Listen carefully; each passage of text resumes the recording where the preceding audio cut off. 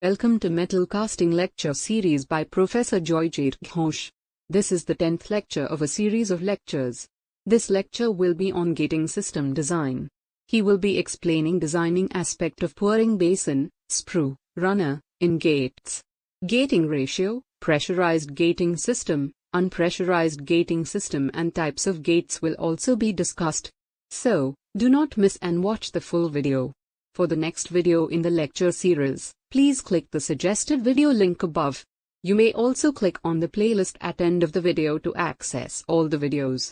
Please subscribe this channel and yes, do not forget to like and share. Also click on the bell icon to receive instant information of new videos uploaded. Thank you.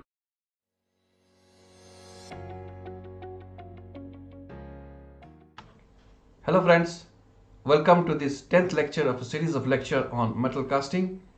In today's lecture, we'll be discussing about the design of gating system. So let's start. So before we start learning about the design of gating system, we should know what is a gating system. In my earlier lectures, I have discussed about what is a gating system. We'll briefly go through the concept of gating system.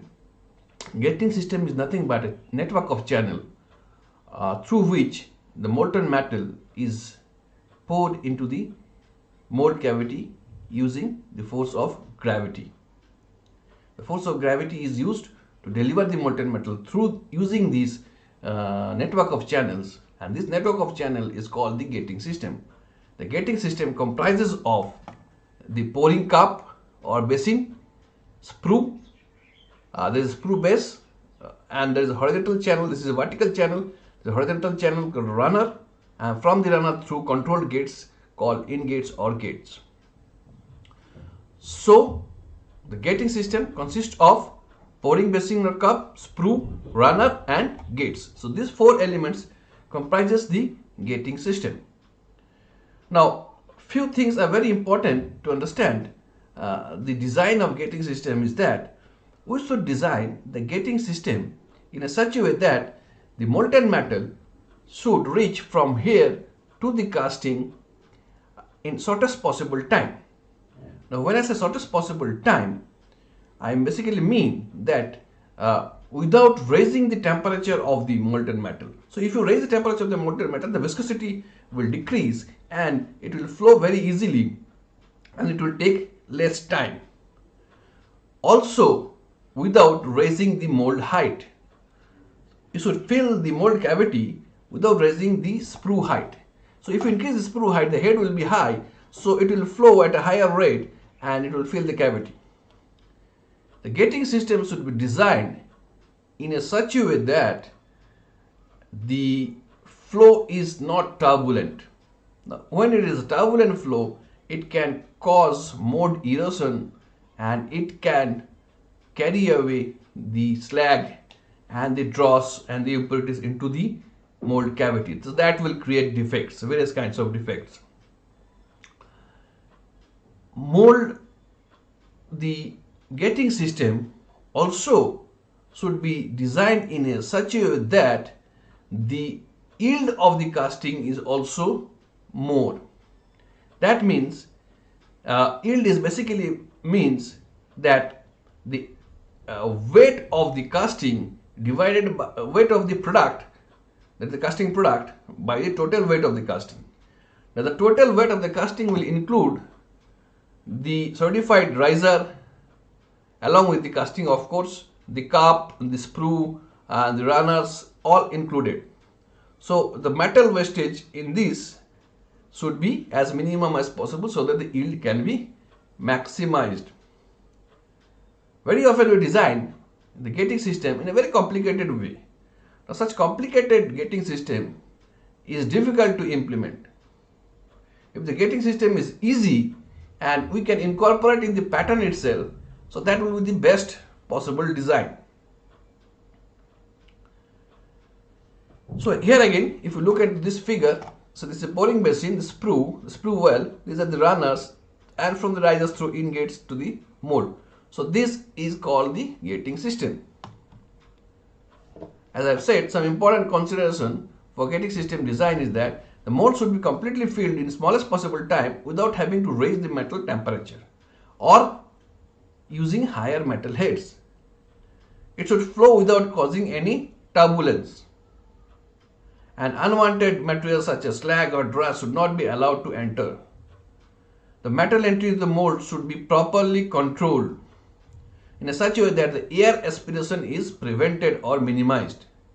And of course, a proper thermal gradient has to be maintained so that the casting is cooled without any shrinkage cavity. So directional solidification has to be maintained. We'll discuss about directional solidification in my next lecture. And metal should be flowing in such a way that no getting or mold erosion takes place. And getting system should ensure enough molten metal should reach the mold cavity to fill the entire mold cavity. Getting system design should be economical and it should be easy to implement and remove after each solidification.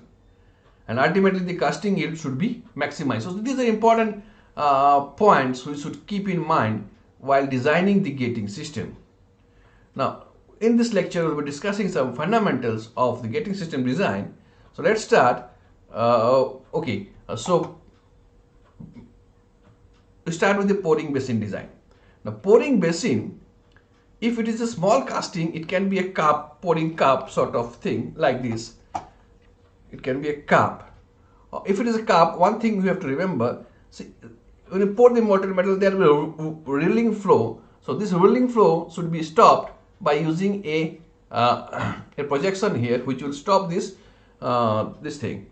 Okay, now here, if it is large casting, so large metal will be poured, so sprue will also be large.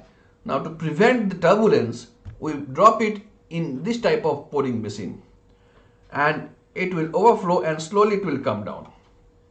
Now this is made in the mold, the cope part, and separately you can purchase the pouring basin and you can fit it to your sprue. And the skim core here, so this will prevent the slag and only the molten metal will flow down. You can use sieves, various types of sieves here to prevent any kind of impurities also. And the sprue should be tapered. Now cross section of the sprue can be of any cross section. It can be square, it can be rectangular, it can be circular. Normally circular is preferred in a sense because circular or cylindrical sprue will have the minimum surface area, and minimum surface area means the time to solidify the molten metal will also be more. So therefore it is preferred. However, there is no restriction. You can go for cylindrical, you can go for rectangular and square cross section also.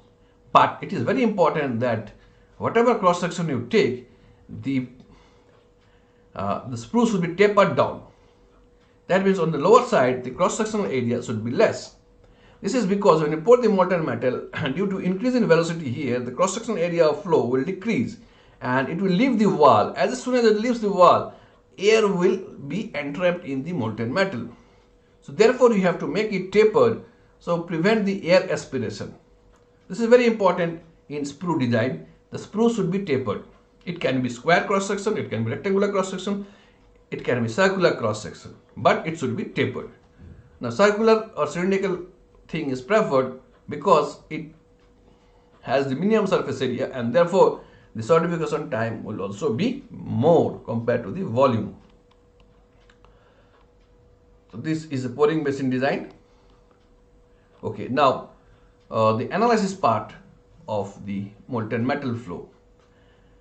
There are several relationships that govern the flow of liquid here, but one important equation that governs is the Bernoulli's equation. If we apply Bernoulli's equation between 2 points of flow in the mold cavity, point 1 and point 2, the summation of the head pressure and kinetic and frictional energy will be constant.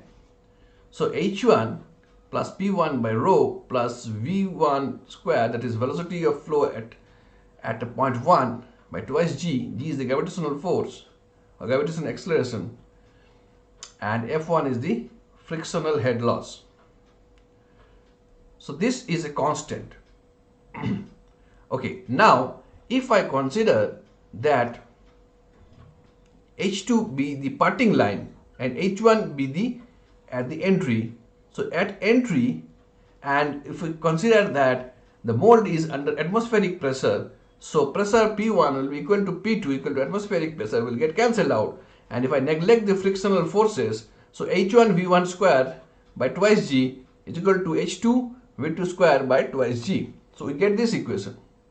Now if one is, let's say, at the exit of the pouring basin or at the entry of the sprue, and H2 is the parting line that is at the end of the sprue, and if I take that as the reference, so H1 sorry, H2 will be equal to 0, and H1 at the entry you can consider the velocity is flowing very slowly, you can consider it as 0, so this as 0 and this as 0, so H1 is equal to V2 square by twice G, or you can write the velocity at the exit is equal to root over twice hg, where h is the height of the sprue.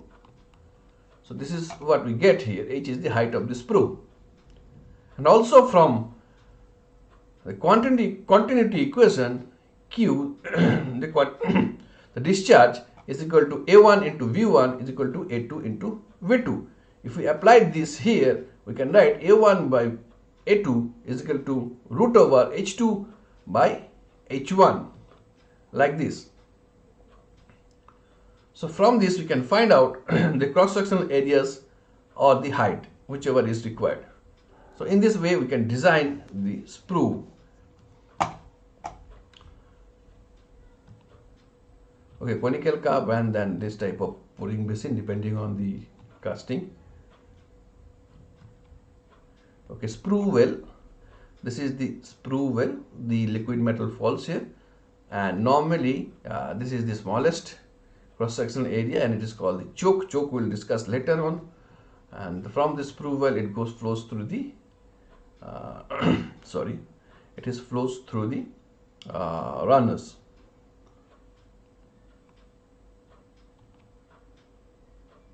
Okay, runner is the horizontal channel, and from the runner, liquid metal enters the mold cavity through various gates or single gate. And runner is also important in designing, in the sense that runner should always run full, or even the entire gating system should always run full. Otherwise, there is a chance of air aspiration and the slag and other things entering the mold cavity. And to make the runner full, so as the runner, you can see there are multiple ingates, the cross section of the runner will decrease. I'll show you in the figure. And ingates is the small passage which connects the runner to the mold cavity. Okay, if I design the sprue, we should go about like this. Calculate the liquid, weight of the liquid to be poured. It includes the casting, the feeder, that is the riser, and the gating system. Choose the location and design of the gating system. Then determine and decide the total filling time. The pouring time must be less, important, very important. The pouring time must be less than the solidifying time of the thinnest section of the casting. So this can be found from the modulus. We'll discuss what is modulus later on in the next lecture. So find average filling rate in the gating system, and the average filling rate in kg per second will be the weight of the casting by the filling time. And we can select the velocity from various data given here, like this, for bronze, for aluminum, for copper, for iron, steel, like this. And we calculate the effective head here, and from the effective head we can calculate the choke area. Choke area is the control area or the smallest area at the bottom of the sprue, normally at the bottom of the sprue. And using continuity equation we can find out A1, A2, V1, V2. V1, V2 are selected, A1, A2 can be calculated, and the sprue top area can be calculated like this. Like this we can design the sprue. So for calculating the pouring time, various researchers has given us various formulas. This is one of the formula for calculating pouring time, and for calculating the pouring rate, see, this is the handbook. This is the data is given here. You can refer this data, and also certain other formulas are given here. I have recorded it here. For ferrous and copper alloys, R is the pouring rate.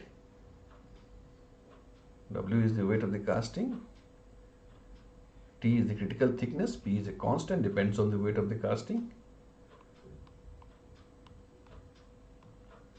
And for light metal casting, R is equal to B into root H. V is a constant, depends on wall thickness. So from this you can calculate the pouring rate.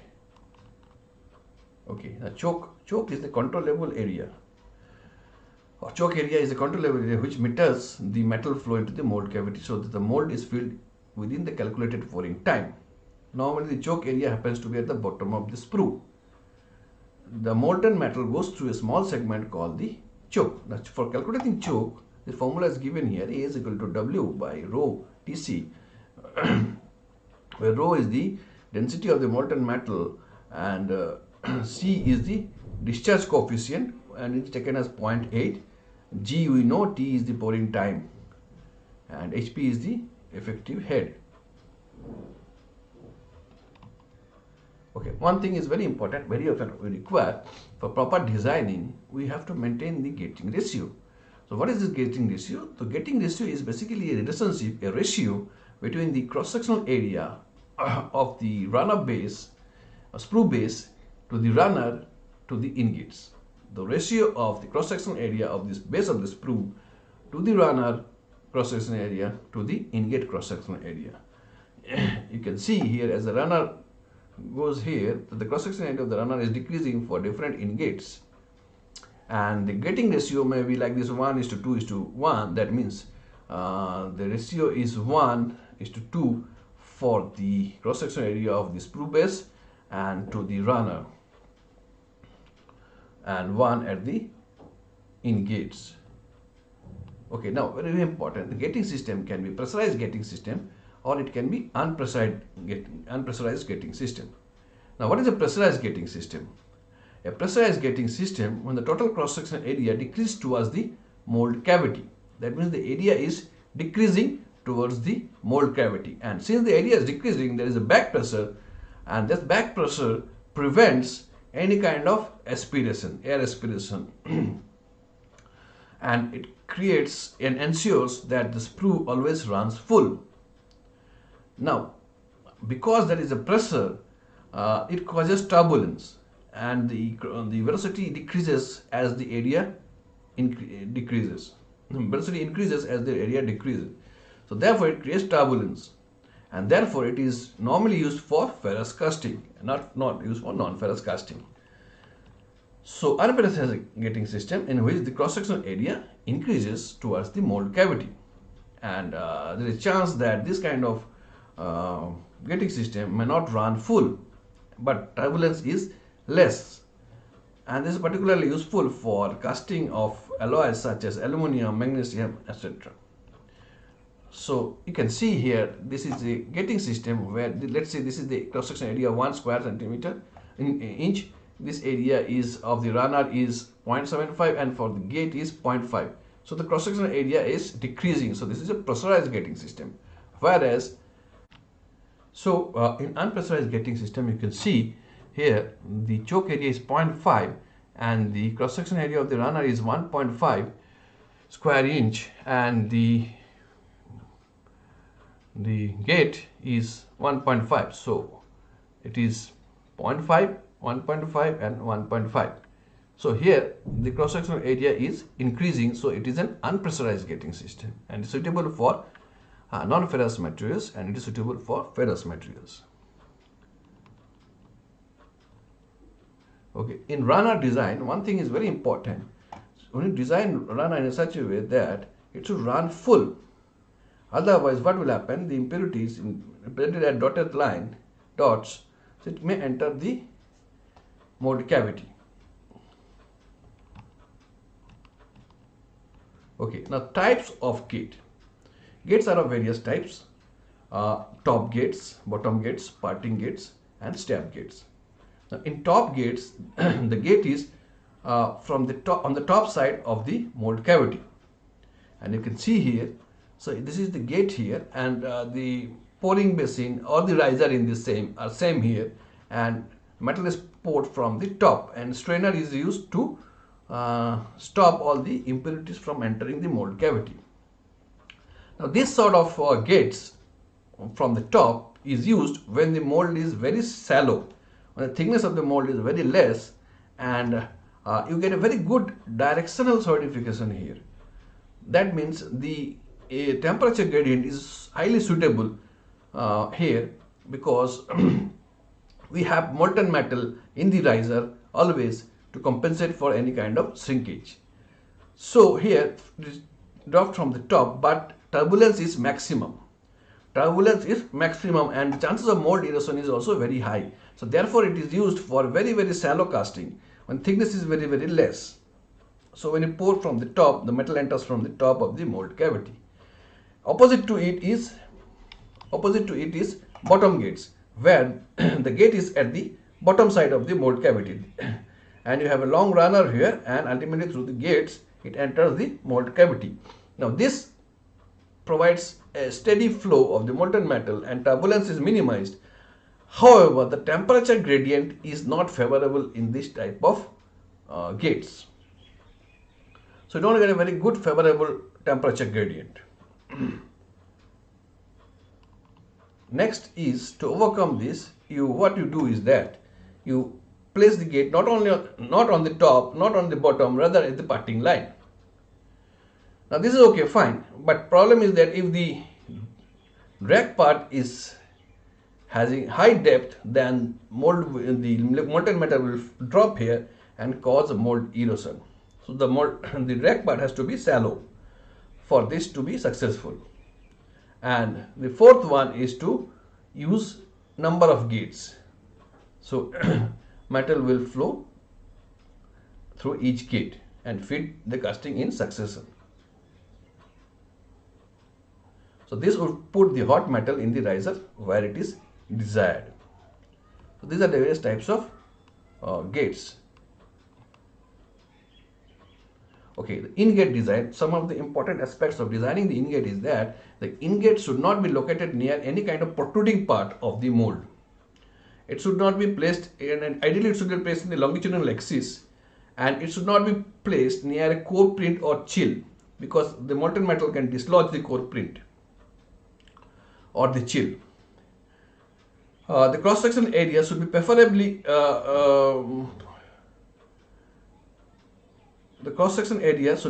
be smaller than the smallest thickness of the casting. Okay, so that it solidifies at the first. So these are various types of ingates here. These are ingates and from various sides, and you can see the cross section of the runner is decreasing.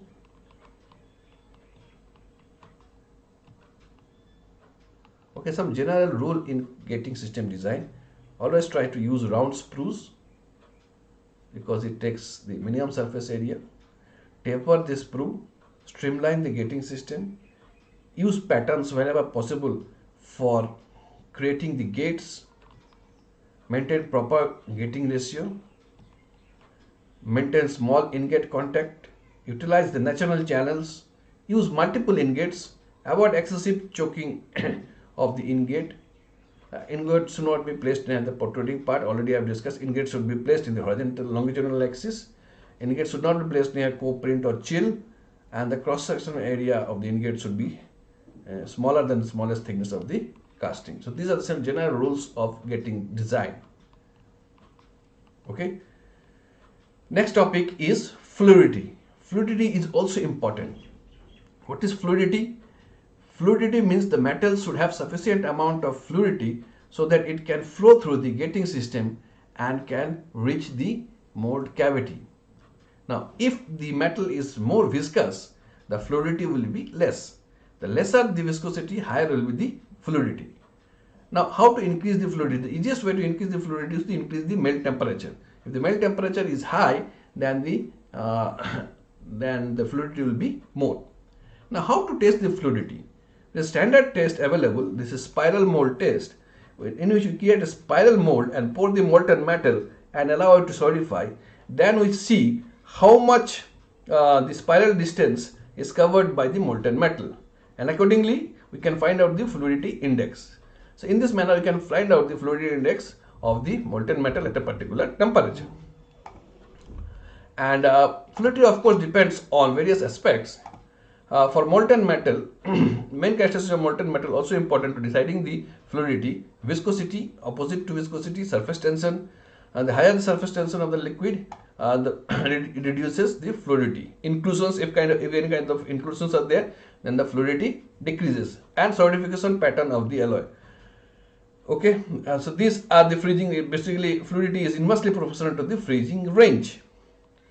And also fluidity is depending on the other parameters like casting parameters, the design of the mold and the mold material and the surface characteristics, the amount of superheat. So amount of superheat means at a temp the amount by which we heat it more than the melting temperature of the metal. The rate of pouring, the lower the rate of pouring of the mold, the lower is the fluidity. And heat transfer. Heat transfer directly affects the viscosity of the liquid metal and hence its fluidity. So in this lecture we have discussed the gating system design, and we have discussed the fluidity of molten metal to be poured for casting. In the next lecture we will be discussing about the solidification aspects of casting. Thank you for watching this video.